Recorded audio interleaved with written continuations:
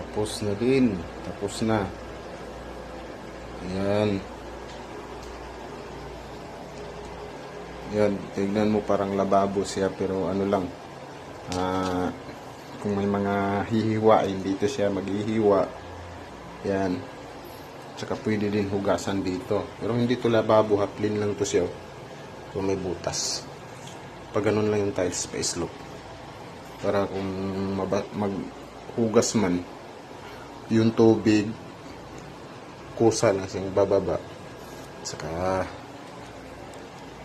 papasok doon. Ayun, nag-trap tayo sa baba. Yan.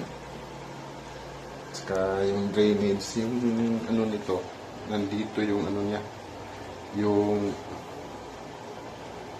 manhole. Pero hindi ko muna binuksan yung manhole para yung singaw hindi siya mabaho, hindi siya papasok dito sa loob. Ang gagawin natin, pag may bara, saka natin siya buksan.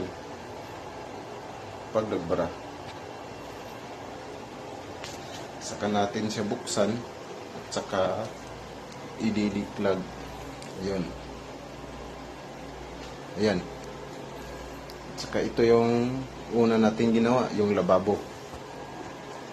Ayan, lababo. Tapos na.